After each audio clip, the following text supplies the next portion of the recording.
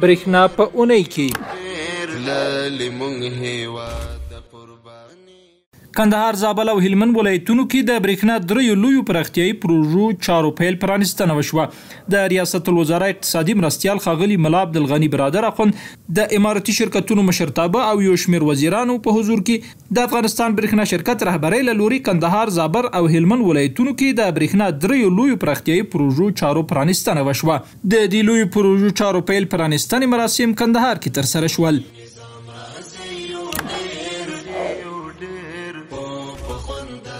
سنگ تهداب ساخت دستگاه تولید برق آفتابی 40 میگاوات در ولسوالی دهدادی ولایت بلخ از سوی رهبری افغانستان برېښنا شرکت.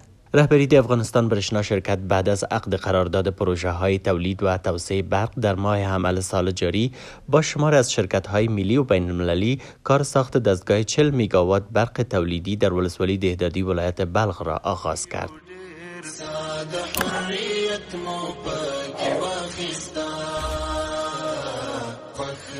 د شاوخوا 200 میلیون افغانۍ په لګښت د اروزګان دهراود ولسوالۍ او هلمند ولایت کجکي ولسوالۍ د سفید حصار کلیو برېښنا رسونې شبکو چارې پیل شوې.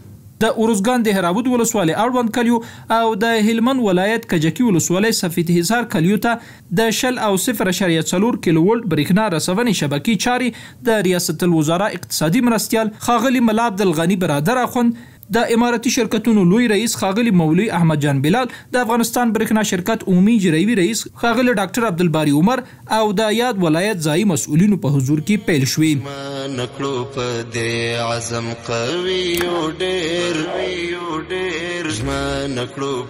آغاز کار ساخت دستگاه 40 میگاوات برق آفتابی به ارزش 28 میلیون دلار در شیخ مصری ننگرهار. مولوی احمد جان بلال رئیس شرکت های اماراتی، دکتر عبدالباری عمر رئیس عمومی د افغانستان برېښنا شرکت، مولوی جان محمد انقلابی رئیس ریاست ننگرهار برېښنا و شمار از مسئولین محلی با گذاشتن سنگ تهداب دستگاه تولید برق آفتابی به ظرفیت 40 میگاوات در شیخ مصری ننگرهار کار این پروژه را آغاز نمودند. صنعتکاران آغاز کار این پروژه را ستایش نموده و از آن استقبال کردند.